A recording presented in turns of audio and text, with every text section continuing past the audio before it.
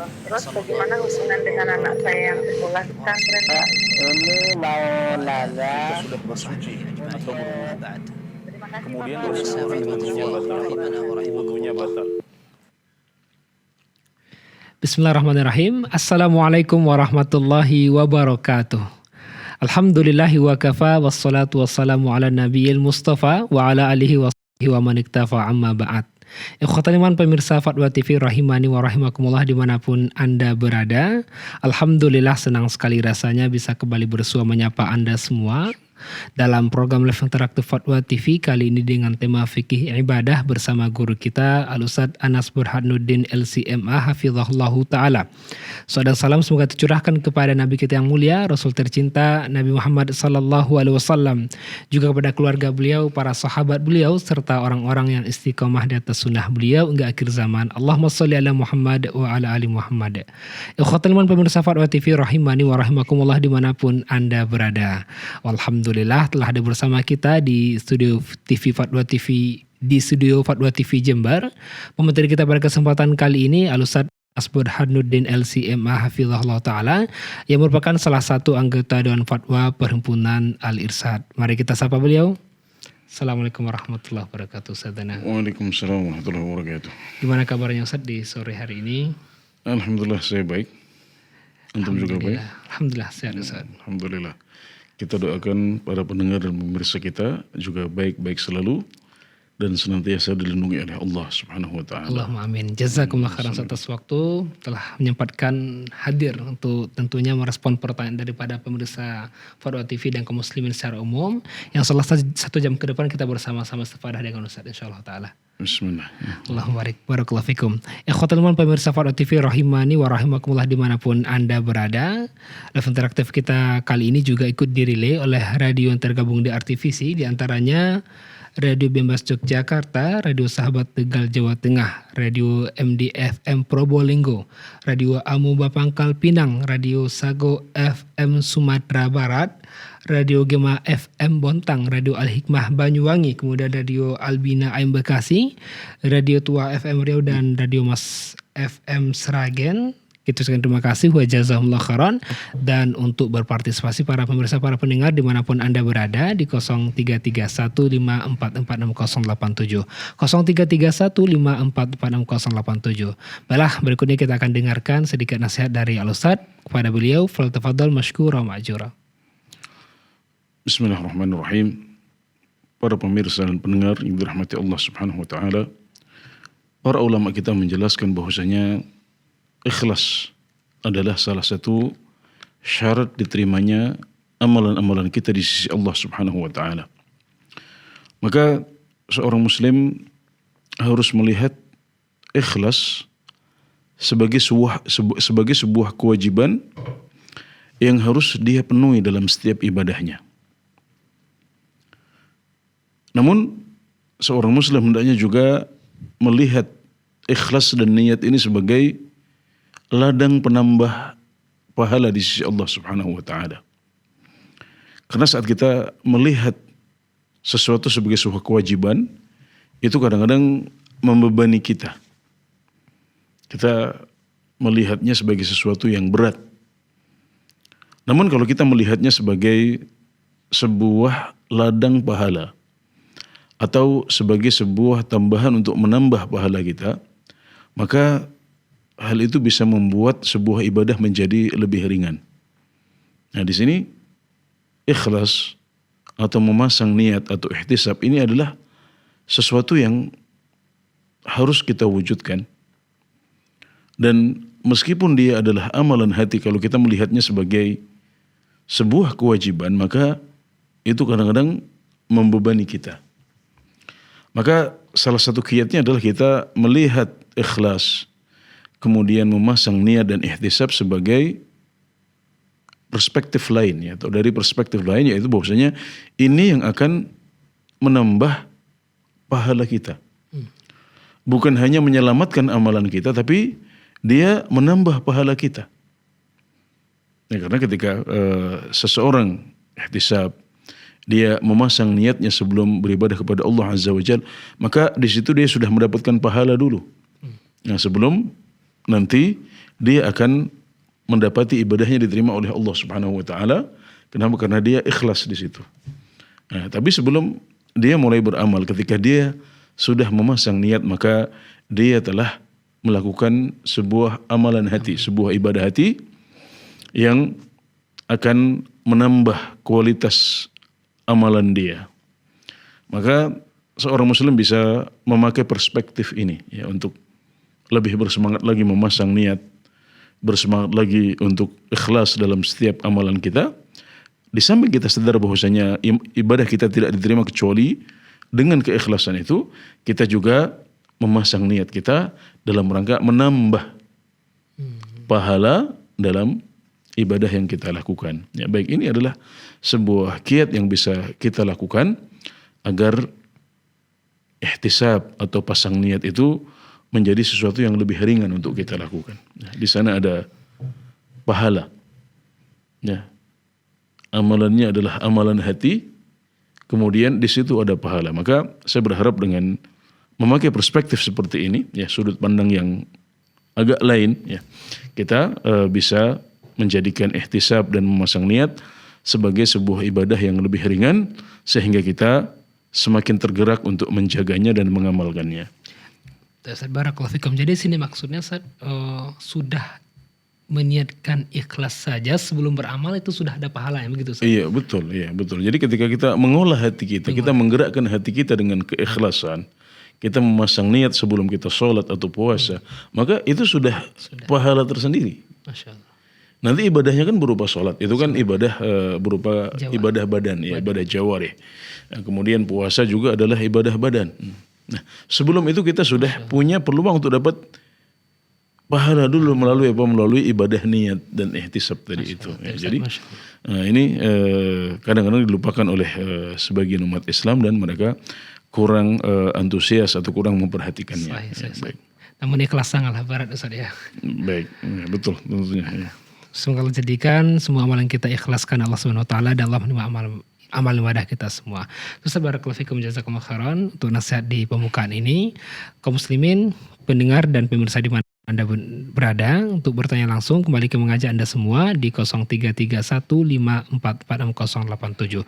Sebelum itu kita juga mengajak Anda semua untuk terus berjuang bersama Fatwa TV dalam menyebarkan dakwah Islam melalui nomor rekening yang ada di layar kaca Anda. Terima kasih, barakallahu fikum, jazakumullah khairan.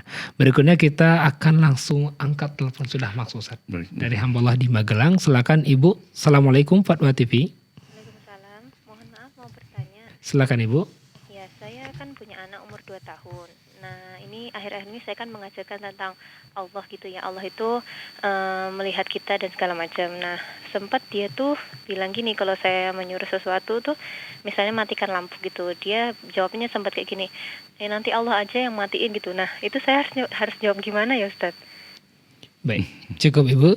Sama ada satu lagi, ini kan anak saya itu kadang-kadang kalau mau maghrib itu susah ditinggal untuk sholat. Jadi sempat suatu saat tuh saya sholatnya tuh akhirnya di sholat maghribnya tuh dijamak sama sholat isya, itu boleh nggak ya Ustadz ya? Yang kedua bisa diulangi, Bu?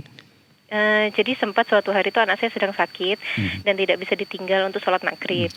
Kemudian akhirnya saya itu sholat maghribnya dijamak di isya gitu, seperti itu. Apa boleh Ustaz? Baik, cukup Ibu. Cukup Mas. Barakallahu fiik. Terima kasih Bu di Magelang. Silakan Ustaz. Ya. Bismillah ya, mendidik anak, mengajarkan mereka ketuhanan dan keesaan Allah Subhanahu wa taala adalah tugas orang tua semuanya. Dan mereka perlu dikenalkan dengan nilai-nilai ketuhanan seperti yang dicontohkan oleh Ibu tadi sejak mereka masih kecil. Dan yakinlah bahwasanya apa yang disampaikan itu ditangkap oleh anak. Ya, jadi anak-anak itu menangkap, mereka menerima pesan-pesan yang disampaikan oleh orang-orang di sekitar mereka, terutama ayah dan ibu mereka. Ya, maka ini hendaknya terus dilakukan dan itu insya Allah punya dampak yang baik dan kita akan dapatkan buahnya ketika mereka mulai tumbuh berkembang. Nanti insya Allah mereka akan mereka akan tumbuh dengan baik karena mereka senantiasa diisi dan didorong dengan nilai-nilai ketuhanan dari orang-orang terdekat mereka. Bagus ketika kita menyampaikan kepada mereka bahwasanya Allah berkuasa atas segala sesuatu. Ya, Allah berkuasa atas segala sesuatu, Allah menguasai segala sesuatu. Tapi kita juga jelaskan kepada mereka dengan cara yang sederhana bahwasanya Allah Subhanahu wa taala juga mensyariatkan sebab-sebab. Ya. Ada sebab-sebab yang harus kita lakukan agar sesuatu terwujud. Ya, ini tidak masalah mulai dikenalkan kepada anak. Ya, mungkin dari pertanyaan dia tadi kita bisa, dari jawaban dia tadi kita bisa buktikan nanti bahwasanya ternyata kalau kita tidak wujudkan sebab itu maka ternyata lampunya tidak mati. Nah, maka tidak masalah dia mengatakan seperti itu, nanti Allah yang matikan misalnya. Ya. Kemudian ketika kita lihat, oh ternyata lampu tidak mati, berarti dibutuhkan hal lain untuk bisa mewujudkan mati lampu itu. Nah, maka itu bisa dari jawaban mereka, dari respon-respon mereka kita bisa balik ya dengan logika untuk kemudian masuk bahwasanya memang segala sesuatu ada di tangan Allah Subhanahu wa taala. Kemudian Allah mensyariatkan ada sebab-sebab yang harus dilakukan agar sesuatu bisa terjadi. Ya, ada sebab, ada musabab. Ini kita sampaikan untuk kemudian nanti pelan-pelan juga kita sampaikan bahwasanya kita hanya bisa melakukan sebab saja. Ya, kadang-kadang kita sudah melakukan sebab tapi ternyata tidak terwujud ya karena Allah tidak mengizinkannya. Nah, maka itu perlu disampaikan juga kepada mereka bahwasanya ada sebab yang harus kita lakukan, kemudian kita ini dan semua sebab itu lemah dan semuanya terjadi dengan izin dari Allah Subhanahu wa taala. Ya, baik, pelan-pelan bisa berangkat dari respon dan jawaban yang mereka berikan ketika kita menyampaikan kajian, maka insya Allah nilai-nilai itu pelan-pelan akan mantap ya dan akan kuat dipahami oleh anak-anak kita biidznillah taala. Ya, mereka masih sangat belia, maka mereka akan bisa menyambut baik nilai-nilai positif yang diberikan oleh orang tua mereka biidznillah taala. Kemudian yang kedua tentang menjamak sholat sesekali karena anak yang sakit yang tidak bisa ditinggal. Ini hukumnya boleh. Ya, para ulama menjelaskan bahwasanya Nabi Muhammad SAW yang menjamak sholat karena alasan hujan. Maka kalau ada alasan lain yang setaraf dengan hujan atau lebih berat daripada hujan, maka itu membolehkan jamak. Ya, maka dalam kasus ini tentunya anak yang sakit yang membuat orang tuanya repot tidak bisa meninggalkannya, khawatir kalau ditinggalkan mungkin akan terjadi hal-hal yang tidak diinginkan. Maka ini tentunya adalah masyaqqah yang lebih berat daripada masyaqqah turun hujan yang membuat dulu Nabi Muhammad SAW menjamak sholat beliau. Maka tidak masalah ya seorang ibu ya kadang-kadang menjamak sholatnya karena anaknya yang sakit. Walhamdulillahirabbil alamin. Ustaz, barakallahu fikum wa jazakumullah khairan atas jawaban dan penjelasannya. Demikian Ibu hamba Allah yang bertanya, semoga bisa dipahami. Berikutnya kita beralih di pertanyaan yang telah masuk Ustaz dari Ibu Suli di Jawa Timur, Surabaya. Ustaz, bagaimana hukum sholat orang yang habis cabut gigi dan darahnya terus keluar? Dari info yang saya dapatkan, haram menelan darah dan harus meludah atau bisa sedia wadah untuk membuang darah saat sholat. Tapi saat masih berdiri, saat sholat kita membaca bacaan-bacaan yang membuat ludah atau darah berkumpul di mulut dan menyulitkan membaca bacaan sampai gerakan sholat yang duduk agar bisa membuang darah di wadah. Alhasil refleks kadang tenggorokan saya bergerak seperti sedikit menelan untuk memudahkan membaca bacaan sholat. Apakah sholatnya sah jika darah yang tertelan, Ustaz? Oke, baik.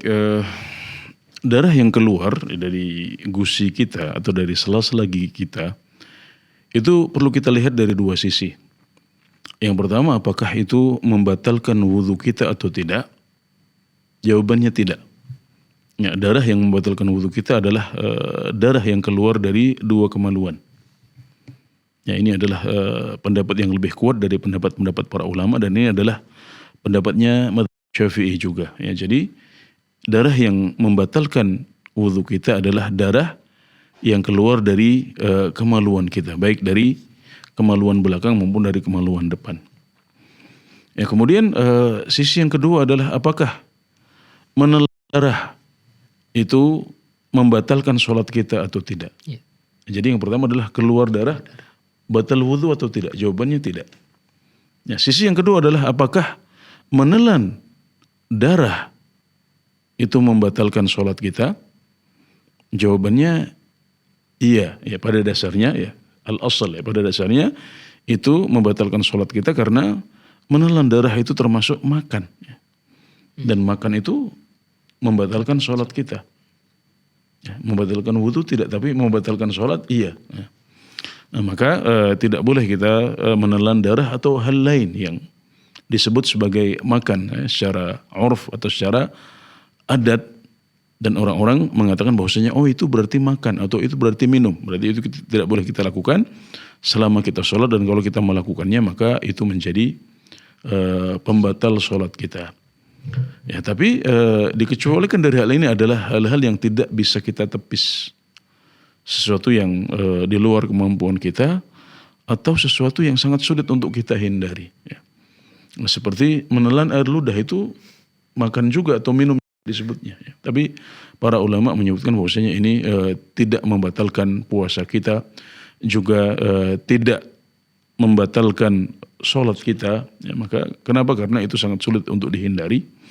Dan ketika seseorang sudah berusaha untuk mengeluarkan darah ya dengan misalnya menyiapkan tisu untuk dia keluarkan setiap terasa ada yang keluar, tapi ternyata ada sebagian juga yang masih tertelan, maka itu dimaafkan dan sholat Anda tetap sah dan tidak batal. Alhamdulillah. Ya. Ustaz barakallahu fikum, jazakumullah khairan atas jawaban dan penjelasannya. Demikian yang bertanya, semoga bisa dipahami. Berikutnya sudah terhubung pula penelpon dari Sumatera Barat, Ibu Yanti. Silakan Fatwa TV. Assalamualaikum. Waalaikumsalam warahmatullahi wabarakatuh. Silakan Ibu. Assalamualaikum Ustaz. Waalaikumsalam warahmatullahi wabarakatuh. Begini Ustaz, ketika safar, Ana mengerjakan sholat asar dengan niat sholat lengkap 4 rakaat. Di tengah-tengah sholat, Ana ingat sedang safar. Apakah boleh Ana mengubah niat ke qasar Ustaz? Jazakallahu khair. Assalamualaikum warahmatullahi wabarakatuh. Waalaikumsalam warahmatullahi wabarakatuh. Ya. Silakan Ustaz. Nabi Muhammad SAW bersabda, innamal a'malu binniyat wa innama likulli imri'in ma nawa. Hadis riwayat Al-Bukhari dan Muslim dari Umar bin Khattab radhiyallahu anhu. Yang artinya sesungguhnya amalan-amalan itu hanya sah dengan niatnya. Jadi setiap amalan harus disertai niat. Yakni amalan-amalan yang membutuhkan niat. Kemudian masing-masing orang itu hanya mendapatkan apa yang dia niatkan. Nah, ini menunjukkan bahwasanya orang kalau sudah niat sholat sempurna, maka itulah yang dia dapatkan dan itulah yang harus dia lakukan. Nah, kalau seseorang sudah niat untuk sholat penuh 4 rakaat, sholat duhur atau sholat asar 4 rakaat ketika dalam perjalanan, maka itulah yang harus dia lakukan. Ya, kalau dia sudah mulai sudah masuk dalam sholat, maka selesaikan itu ya, dan tidak boleh untuk diubah niatnya di tengah jalan. Kenapa? Karena sabda Nabi Muhammad SAW, wa innama likulli imri'in ma nawa, dan setiap orang itu mendapatkan apa yang dia niatkan. Kalau dia niat penuh, maka itulah yang dia dapatkan. Kalau dia niat qasar, maka itulah yang dia dapatkan. Ya, jadi tidak boleh untuk mengubah niat di tengah-tengah ibadah, kecuali dalam ibadah yang ada dalilnya, seperti dalam ibadah haji, itu boleh mengubah dari haji menjadi umrah di tengah jalan karena ada dasarnya dari Rasulullah SAW. Maka dengan aturan tertentu kita boleh untuk mengubah niat kita dari awalnya niat haji menjadi niat umrah ketika kita sudah masuk dalam ibadah. Ya, adapun yang selain itu, maka hukum dasarnya adalah tidak boleh kita mengganti niat kita di tengah jalan. Kita tahu bahwasanya orang yang sedang musafir itu yang terbaik baginya adalah kalau dia sholat sendirian atau dia bersama jamaah musafirin, maka sholatnya adalah qasar. Tapi ini hukumnya apa? Sunnah, dia bukan suatu kewajiban. Nah, kalau seorang yang musafir sholat itmam, yakni sholat 4 rakaat, maka ini hukumnya boleh. Hukumnya boleh. Meskipun yang afdal adalah dia sholat 2 rakaat saja seperti yang dicontohkan oleh Rasulullah SAW dalam semua safar beliau. Tapi kalau sudah terlanjur niat, ya maka teruskan saja dan sholatnya sah dan tidak boleh untuk diubah di tengah jalan. Ya seperti itu. Jadi silahkan diselesaikan saja karena sholat 4 rakaat dalam kondisi musafir juga hukumnya boleh dan sah. Ya. Barakallahu fikum Ustaz wa jazakumullah khairan atas jawaban dan penjelasannya. Demikian yang bertanya Ibu di Sumatera Barat, semoga bisa dipahami. Berikutnya kita coba angkat telepon dari Banyuwangi, Pak Asnawi. Silakan. Fatwa TV. Assalamualaikum. Waalaikumsalam warahmatullahi wabarakatuh. Silakan Pak Asnawi. Ya. Assalamualaikum Ustaz. Waalaikumsalam warahmatullahi wabarakatuh. Pertanyaan pertama terkait apakah ada dalam riwayat hadis bahwa dalam satu waktu itu kita diperbolehkan adzan 2 kali. Contoh misalnya sholat Jumat, itu kan sebagian masjid itu kan sudah masuk adzan, masuk waktu duhur, kemudian adzan, setelah itu adzan 2 kali. Nah, apakah kejadian adzan 2 kali pada saat Khalifah Umar itu adzan yang pertama itu masuk waktu sholat Jumat atau setengah jam sebelumnya? Kan seperti itu Ustaz pertanyaannya. Jadi yang pertama, apakah adzannya Umar dulu sebelum sholat Jumat, katakanlah setengah jam sebelumnya? Nah, kalau misalnya dalam satu waktu itu 2 adzan, bagaimana hukumnya? Apakah sudah ada contoh dari Rasulullah? Nah, itu yang pertama. Yang kedua, tentang zikir setelah sholat. Ini saya sering tanyakan. Begini Pak Ustadz, kan saya kadang sholat, saya jadi imam kadang. Ketika di masjid A, kadang saya setelah sholat, ya seperti yang kebanyakan di bermanhaj salaf, ya tidak zikirnya kecil, kemudian tidak doa bersama. Nah itu selesai. Tapi jadi imam di tempat masjid yang lain yang itu memang secara umum itu menggunakan zikir keras dan doa bersama. Nah, menurut hemat saya, mohon dikoreksi. Nah, ketika misalnya saya sudah selesai sholat, kemudian saya berzikir, tetapi saya meniatkan zikir tersebut bukan rangka istilahnya ya, bukan rangka yang tidak seperti dicontohkan, tapi saya berzikir hanya sebagai mencontohkan seperti itu. Gimana saya harus menyikapi Pak Ustadz? Terima kasih. Assalamualaikum. Waalaikumsalam warahmatullahi wabarakatuh. Ya, terima kasih Pak Asnawi di Banyuwangi. Silakan Ustaz. Ya baik, disebutkan dalam hadis-hadis yang sahih bahwasanya Rasulullah SAW di zaman beliau salat Jumat itu adzannya 1 kali. Ya. Demikian juga pada zaman Abu Bakar, kemudian pada zaman Umar bin Khattab juga masih seperti itu.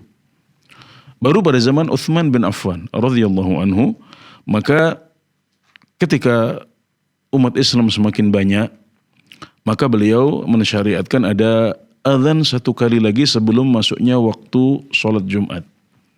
Maka beliau mensyariatkan ada azan 1 lagi di Zawra. Ya, Zawra adalah pasar kota Madinah pada waktu itu. Maka ini adalah sesuatu yang bersifat ibadah. Tapi dicontohkan oleh salah seorang khulafaur rasyidin, yaitu Utsman bin Affan radhiyallahu anhu. Maka dia masuk bagian dari sunnah Nabi Muhammad SAW. Jadi dia sifatnya menjadi legal karena yang mencontohkannya adalah salah seorang khulafaur rasyidin. Muhammad SAW pernah bersabda, "Alaikum bisunnati wa sunnatil khulafa'ir rasyidin al-mahdiyyin min ba'di." Hendaklah kalian mengikuti sunnahku dan sunnah para khulafa'ur rasyidin setelahku. Adzu 'alaiha bin nawajid. Ya, pegang sunnah ini ya dengan gigi geraham kalian. Demikian, wasiat Nabi Muhammad SAW untuk menjaga sunnah beliau dan menjaga sunnah para khulafaur rasyidin. Ya. Jadi tambahan satu adzan sebelum masuknya waktu sholat ini adalah sunnahnya Utsman bin Affan. Maka para fuqaha menjelaskan satu adzan adalah sunnahnya Nabi Muhammad SAW, dan dua adzan adalah sunnahnya para khulafaur rasyidin, yakni secara lebih spesifik adalah sunnahnya Utsman bin Affan radhiyallahu anhu. Maka itu tidak diingkari dan boleh bagi umat Islam untuk melaksanakan sholat Jumat dengan satu adzan seperti yang dicontohkan oleh Rasulullah SAW, dan boleh juga dengan dua adzan seperti yang dicontohkan oleh Utsman bin Affan. Ya, kemudian yang di zaman kita ini memang rata-rata umat Islam yang memilih untuk melaksanakan dua adzan dalam sholat Jumat, itu rata-rata mereka melaksanakan adzan pertamanya saat sholat Jumat sudah masuk waktunya. Ya, kemudian jeda kurang lebih 5 menit, kemudian baru adzan yang kedua. Dan ini juga seperti yang terjadi di Masjidil Haram, di Masjid Nabawi. Ya, masih seperti itu. Dan para fuqaha tidak mengingkarinya, ya para ulama zaman kita juga tidak mengingkarinya. Kenapa? Karena yang pertama tadi itu mencontoh Khalifah Utsman bin Affan radhiyallahu anhu. Kemudian yang kedua karena dia tetap memiliki fungsi yang sama dengan adzan yang dilakukan oleh Utsman bin Affan, yaitu apa? Memberikan peringatan kepada orang-orang untuk hadir lebih cepat. Ya, sebelum nanti khatib naik pada adzan yang kedua. Ya, jadi fungsi agar orang-orang bersiap itu juga terwujud meskipun adzannya dilakukan setelah sholat Jumat masuk waktunya. Jadi saya tidak mengetahui para ulama kita, termasuk para ulama kontemporer, mengingkari hal itu. Dan masih ada sebagian umat Islam yang mempraktekannya seperti yang terjadi pada zaman Utsman bin Affan dulu. Saya ingat di Universitas Islam Madinah, ya, di mana saya pernah berkuliah di sana, itu adzan pertamanya itu cukup jauh, ya, jadi kurang lebih 1 jam ya sebelum waktu masuk.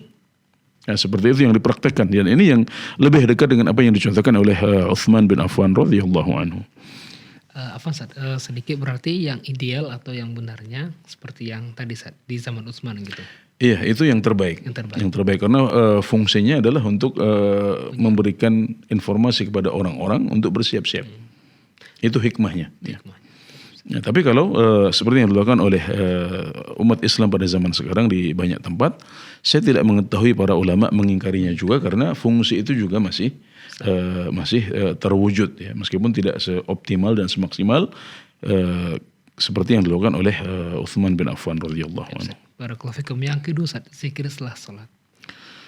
Baik, zikir setelah sholat yang dicontohkan oleh Nabi Muhammad SAW adalah beliau mengeraskan tapi tidak dikomando bersama-sama. Ya, ini yang dicontohkan oleh Nabi Muhammad SAW. Jadi beliau biasa berzikir dengan keras setelah sholat, ya, sampai didengar oleh para sahabat Rasulullah SAW. Ya, maka masih ada di sebagian tempat, ya, di negeri Najd, ya, seperti di daerah Al-Qasim, kemudian daerah Riyadh. Itu biasa kalau kita berkunjung ke sana, kita akan dapati bahwasanya orang-orang setelah sholat itu ada suara gemuruh. Ya, ini menunjukkan semangat mereka untuk mencontoh Nabi Muhammad SAW. Mereka mengeraskan zikir mereka dengan mengucapkan astaghfirullah, astaghfirullah, astaghfirullah. Terus berbagai zikir yang dicontohkan sampai kemudian mereka membaca subhanallah, alhamdulillah, Allahu akbar. Dikeraskan tapi tidak dengan satu komando. Nah, jadi ini yang masih bisa kita temui dengan mudah di beberapa negeri umat Islam seperti di Najd, ya, Riyadh, Al-Qasim dan sekitarnya di kerajaan Arab Saudi. Nah, yang tidak dicontohkan oleh Nabi Muhammad SAW adalah mengomando, ya, mengomando. Ayo, misalnya subhanallah kemudian sama-sama. Ya. Ini yang tidak dicontohkan oleh Nabi Muhammad SAW. Ya, dan Imam Syafi'i rahimahullah taala menyebutkan bahwasanya beliau dulu mengeraskan itu karena maksud untuk mengajari. Nah, maka setelah orang tahu ya, menurut beliau kalau orang sudah tahu ya sudah cukup kan, zikir sendiri-sendiri saja. Ya. Dengan zikir masing-masing sendiri-sendiri saja tanpa dikeraskan apalagi dikomandoi. Dan ini adalah pendapatnya Imam Syafi'i rahimahullah ta'ala. Jadi beliau tidak mensunahkan untuk dikeraskan apalagi dikomandokan setelah sholat, kecuali hanya untuk maksud mengajarkan saja. Nah, dan berdasarkan hal itu apa yang dilakukan oleh saudara penanya di Banyuwangi, di mana beliau mengeraskan zikirnya bukan dalam rangka mengomando, tapi dalam rangka mencontoh Nabi Muhammad SAW, atau dalam rangka menghindari sorotan, karena di masyarakat mungkin masih seperti itu, maka saya melihatnya tidak apa-apa, ya, tidak masalah Anda mengerjakan seperti itu, karena itulah yang dulu dikerjakan oleh Rasulullah SAW, tapi tanpa bermaksud untuk mengomando seperti yang dilakukan oleh sebagian orang pada zaman kita. Baik, semoga bisa dipahami dengan baik. Ustaz, barakallahu fikum, jazakumullah khairan. Demikian Bapak Asnawi yang bertanya, semoga dipahami. Berikutnya kita akan langsung angkat telepon dari Riau, Pak Siddiq. Silakan. Fatwa TV. Assalamualaikum. Waalaikumsalam warahmatullahi wabarakatuh. Silakan Bapak. Assalamualaikum warahmatullahi wabarakatuh, Pak Ustaz. Waalaikumsalam warahmatullahi wabarakatuh. Nah, saya mau izin bertanya, Pak Ustaz. Ya, silakan Pak. Jadi akhir-akhir ini alhamdulillah istri saya itu ikut sholat malam, sholat tahajud, tetapi istri saya itu mintanya jamaah. Nah, sedangkan sholat malam jamaah itu apakah dikeraskan imamnya atau seperti sholat zuhur? Karena kalau dikeraskan, ya kalau seperti sholat zuhur, kata istriku ngantuk katanya. Jadi kalau dikatakan dikeraskan itu kan bisa dengar itu katanya kan, jadi nggak ngantuk. Jadi saya mau tanya, kalau misalnya saya jadi imamnya, saya keraskan seperti sholat maghrib isya, itu apakah menyelisih dari perintah Nabi apa tidak? Dan alhamdulillah memang selama ini istri saya itu kan nggak mau sholat dari dulu, Pak. Saya dulu yang dapat hidayah. Jadi akhir-akhir ini istri saya dapat hidayah, mau sholat dan mau mengikuti sholat malam, Pak. Jadi alhamdulillah lah. Berkat sering saya mendengarkan TV dakwah, Pak. Masya Allah.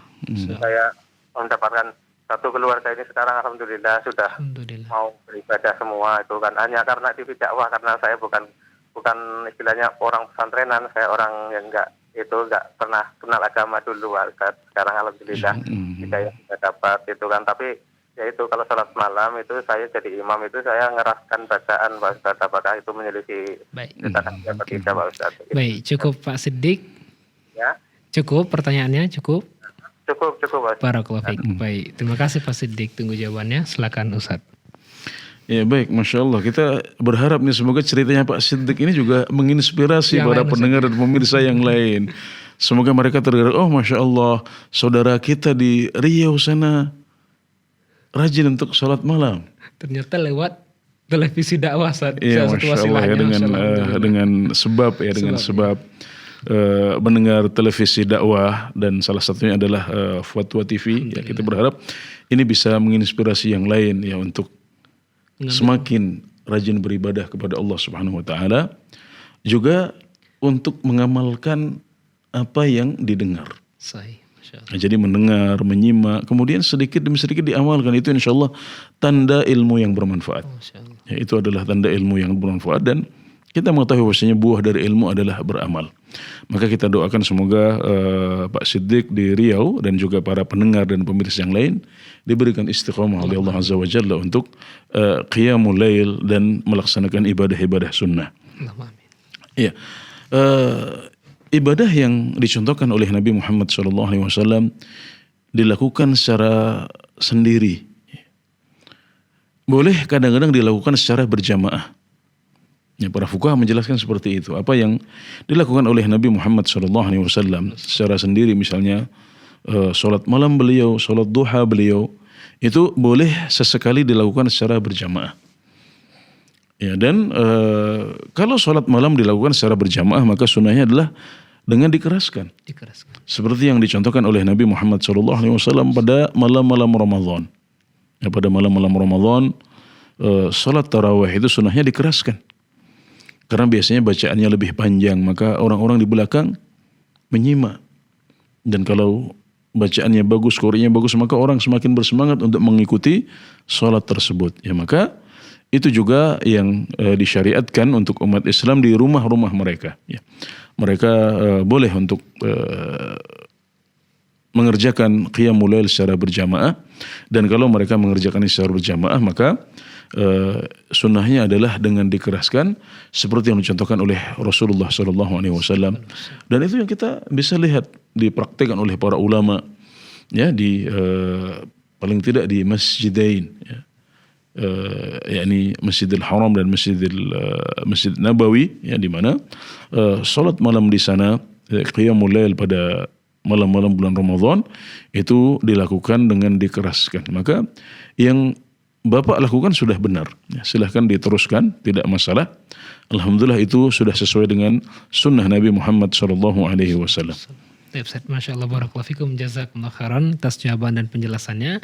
Demikian yang bertanya Bapak Siddiq di Riau, semoga bisa dipahami dan Allah berikan istiqomah untuk berpegang teguh di atas sunnah, Ustaz, ya. Amin. Apalagi Amin. tadi satu keluarga katanya sekarang, Ustaz. Jadi Ya, kenal Masya sunnah. Allah, Alhamdulillah. kalau keluarga yang lain juga seperti itu, maka Allahumma amin. lama-lama Masya Allah akan Masyarakat. tercipta generasi Islam yang luar biasa, dan Islam akan kembali berjaya Masya Allah. seperti dahulu berjaya pada zaman salaful ummah, insya Allah. Amin. Masya Allah, barakallahu fikum, Ustaz. Berikutnya kita langsung coba sapa penelpon dari Lampung, ya, Pak Sugeng, silakan. Assalamualaikum, Fatwa TV.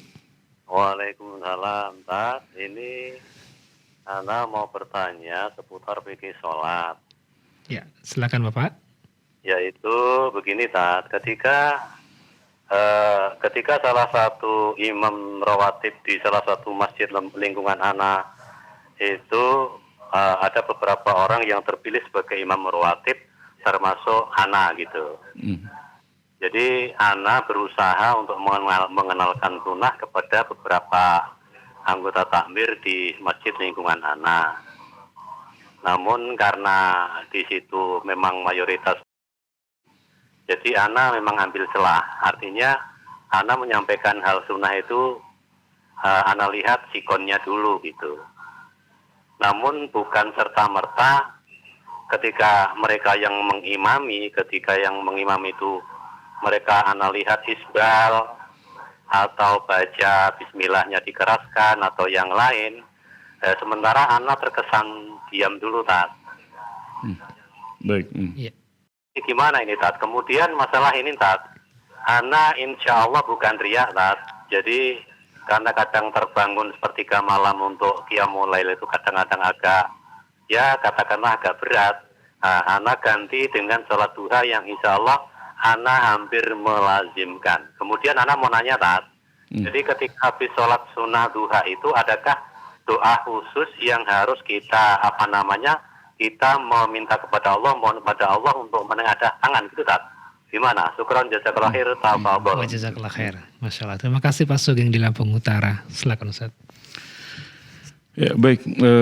Yang pertama tentang pemilihan imam, ya, di masjid ini adalah tanggung jawab para pemerintah. Kalau pemerintah mengembangkan hal ini kepada para DKM, para takmir masjid, maka mereka yang bertanggung jawab untuk memilih siapa yang berhak untuk menjadi imam di masjid-masjid itu.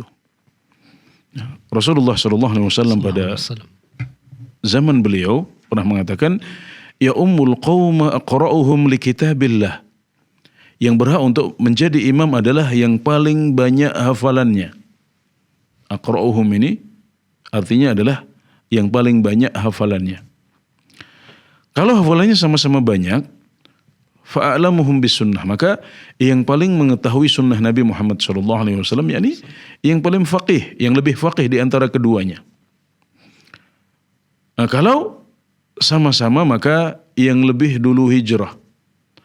Kalau sama-sama lagi maka yang lebih dulu masuk Islam. Ini adalah standar yang dulu dibuat oleh Rasulullah SAW untuk menentukan siapa yang menjadi imam. Kenapa? Karena imam ini harus dipilih. Imam itu harus paham hukum-hukum sholat. Dia harus memiliki bacaan yang baik. Agar apa? Agar orang yang sholat di belakangnya nyaman. Mereka tidak ragu lagi, ini sholatnya sah apa enggak sih? Ini banyak sekali pertanyaan-pertanyaan yang muncul itu. Bagaimana kalau kami sholat di belakang imam yang Al-Fatihahnya rusak. Al-Fatihahnya salah-salah, ada lahan baik itu jali atau ghairu jali, banyak sekali muncul. Nah itu bisa kita antisipasi, kita hindari dengan pemilihan imam-imam terbaik. Bahkan kalaupun mereka adalah generasi muda, karena kita kadang-kadang di masyarakat kita ada kader-kader yang sedang belajar di pesantren atau di perguruan tinggi Islam yang mereka biasanya lebih mumpuni, mereka belajar agama lebih banyak, menghafal lebih banyak. Maka kalau mereka ini ditugaskan untuk menjadi imam, ya meskipun saat mereka libur saja, maka ini akan memberikan motivasi untuk mereka. Mereka akan merasa ilmu saya bermanfaat, ilmu saya dipakai, maka insya Allah mereka akan lebih rajin lagi ketika kembali ke pesantren atau ke universitas Islamnya. Ya. Maka ini adalah hikmah yang bisa dipetik sehingga masjid semakin ramai, orang-orang semakin datang ke masjid, semakin bersemangat untuk ikut sholat jamaah, termasuk nanti juga akan ada khutbah-khutbah yang lebih berkualitas.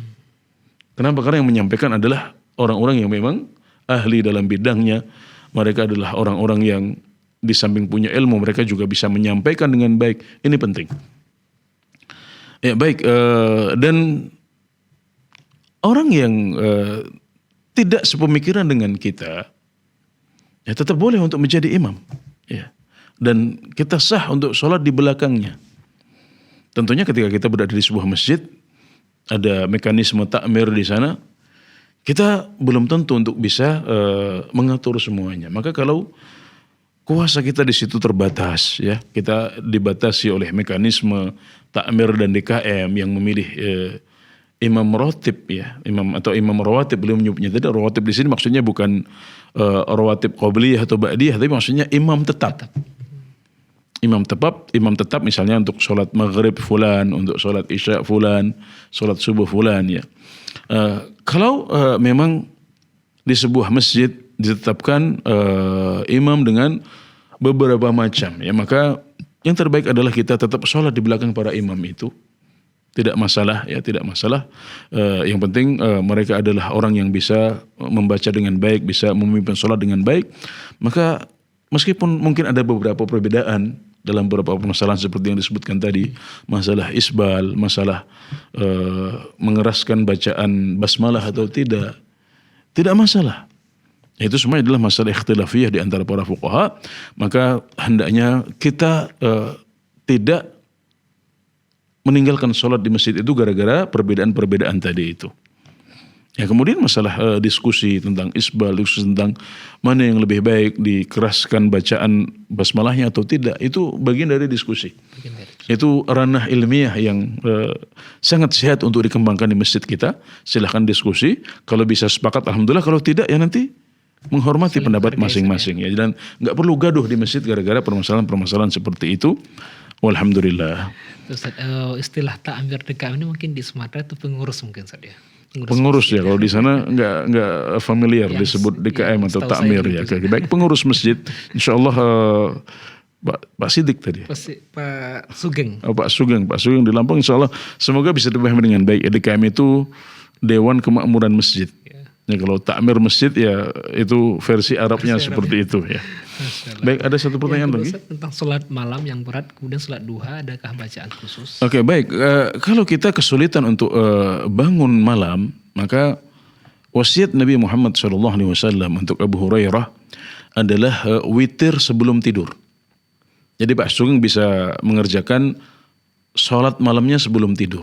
Ya, jadi bisa mengerjakan misalnya 2 rakaat sholat malam kemudian diakhiri dengan witir 1 rakaat atau 4-3 atau 4-1 dan semacamnya. Nah ini adalah pesan Nabi Muhammad SAW untuk Abu Hurairah yang merupakan seorang penuntut ilmu yang biasanya habis isya masih belajar lagi. Nah, kemudian karena lelah khawatir nanti tidak bisa bangun malam. Nah kalau kita merasa mirip dengan Abu Hurairah ini boleh nanti witirnya sebelum tidur saja. Ya. Dan tentunya itu sunnah, kalau tidak dilakukan juga tidak apa-apa. Tapi alangkah baiknya kalau dilakukan. Terutama witir. Witir ini sebagian fuqaha berpendapat wajib. Ya, ada pendapat seperti itu di khazanah para ulama kita. Kemudian yang sholat duha, maka ini juga sunnah Nabi Muhammad SAW. Silahkan dipertahankan sunnah itu, konsisten di atasnya. Dan semoga Allah memberikan keikhlasan kepada kita semuanya. Ya, adapun doanya, maka doa terbaik adalah doa dalam sholat.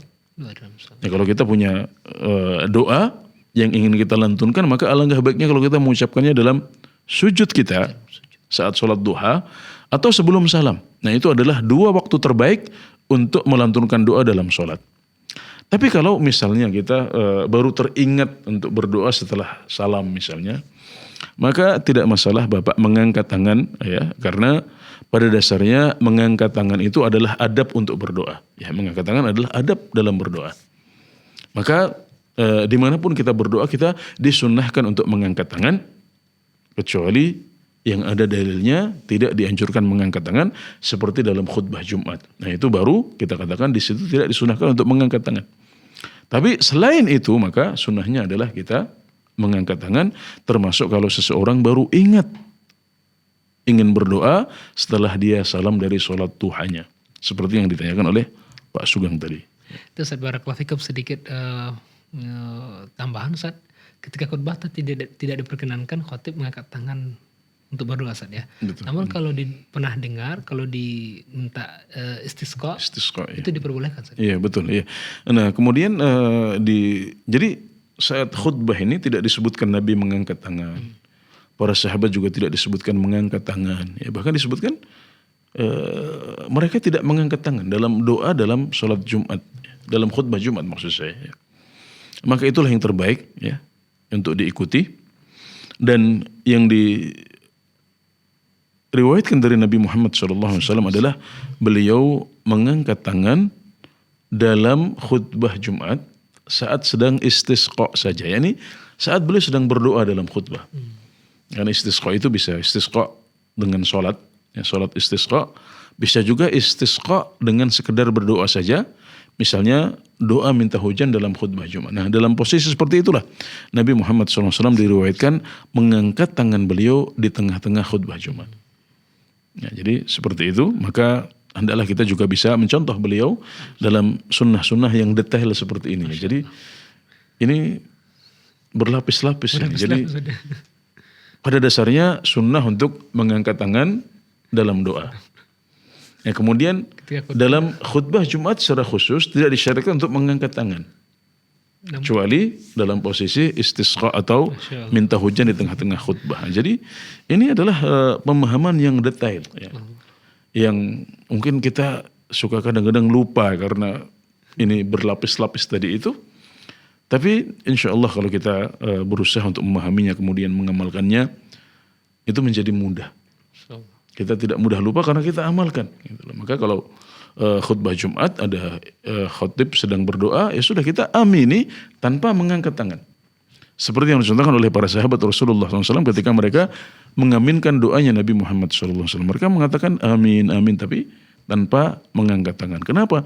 Karena itu yang dicontohkan oleh Rasulullah SAW dan para sahabatnya. Maka itulah yang terbaik bagi kita untuk diteladani. Masya Allah, barakallahu fikum Ustaz, mendengar penjelasan dari Ustaz, barakallahu fikum, sungguh sangat telah sempurna dan begitu lengkap dicontohkan oleh Nabi kita sallallahu alaihi wasallam agama ini saja. Iya, betul, semuanya sudah dijelaskan oleh Rasulullah SAW. Maka kewajiban umat Islam adalah menggali. Gak usah cari sudah, gak usah mencari yang lain. Jadi khazanah ilmunya sangat luas, masih banyak yang belum kita ketahui. Maka kewajiban kita adalah beriman dengan apa yang diturunkan kepada Nabi Muhammad SAW. Kemudian kita gali, kita pelajari itu, insya Allah di situ ada kecukupan untuk jalan keselamatan kita.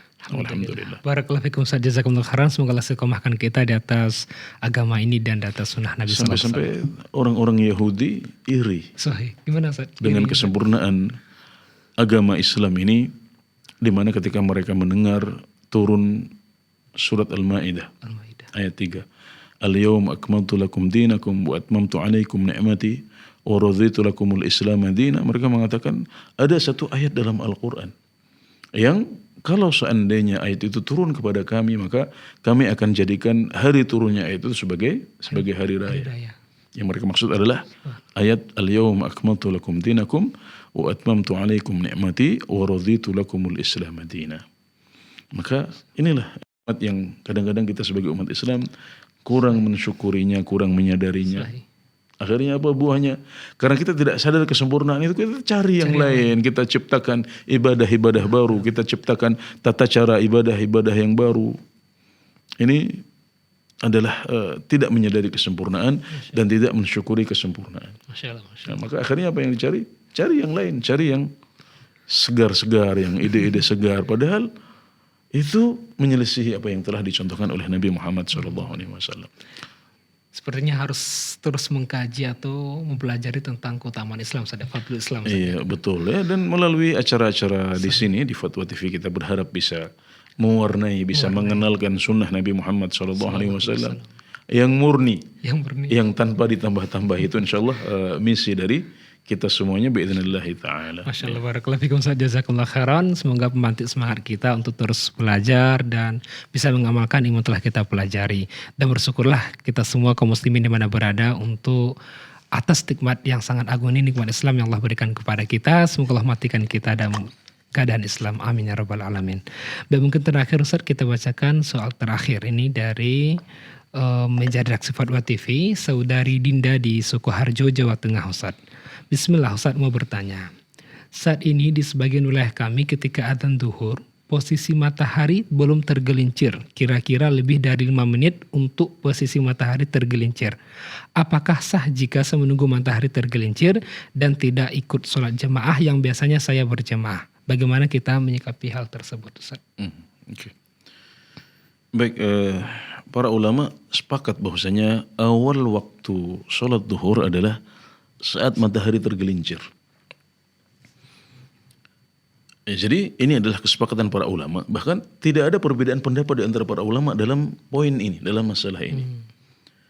Ada beberapa permasalahan yang diperselisihkan di antara para ulama tentang awal waktu sholat asar misalnya. Itu ada perselisihan. Tapi awal waktu zuhur itu nggak ada perselisihan. Mereka semuanya sepakat bahwasanya awal waktunya adalah saat tergelincir matahari. Artinya apa? Artinya matahari ini ada waktu tertentu di tengah hari, dia berada persis di atas kepala kita. Nah, kemudian nanti dia akan bergeser ke arah barat. Nah, tandanya adalah kalau dia sudah bergeser ke arah barat, maka badan kita yang tadi tidak punya bayangan, dia akan mulai punya bayangan lagi di arah timur. Ya, jadi seperti itu. Ketika matahari terbit dari arah timur, bayangan kita di sebelah barat. Ya, di sebelah barat. Nah, kemudian bayangan ini akan semakin pendek sampai habis, hilang. Kapan? Ketika waktu istiwa, yaitu ketika matahari berada persis di atas kita. Nah, kemudian setelah kurang lebih 10 menit dia akan muncul lagi, tapi di arah yang sebaliknya, yaitu di arah timur, karena matahari sudah bergeser ke arah barat, maka bayang-bayangnya akan muncul di arah timur. Nah, ketika muncul bayangan yang mulai muncul lagi setelah hilang tadi itu, maka itulah tanda masuknya waktu sholat zuhur. Dan alhamdulillah ya, kalau kita menggunakan berbagai teknologi yang ada pada zaman kita, termasuk kalau kita browsing ya, jadwal waktu sholat ya di daerah kita akan muncul. Akan muncul. Hanya saja memang kadang-kadang ada sebagian muadzin yang terlalu bersemangat barangkali ya, dia tidak perhatian, dia kadang-kadang hanya pakai perkiraan saja. Maka akhirnya dia adzan 5 menit, 10 menit sebelum waktunya. Maka kalau ini terjadi, kita harus sampaikan nasihat kepada mereka. Ya, saudara-saudara kita umat Islam punya hak untuk dinasihati, maka sampaikan nasihat ini kepada sang muadzin, juga kepada takmir masjid di situ. Agar apa? Agar perhatian, karena adzan ini akan dijadikan acuan masyarakat sekitar. Umat Islam akan sholat berdasarkan adzan itu, karena nggak semua dari kita ngecek matahari langsung atau kita pegang HP untuk ngecek waktu sholat. Patokan kita adalah adzan. Maka kalau sampai ada orang yang sholat zuhur sebelum waktunya, meskipun tanpa sadar, maka sholatnya tidak sah. maka harus ada nasihat pertama kali. Maka ini jangan hanya dijadikan sebagai bahan pertanyaan.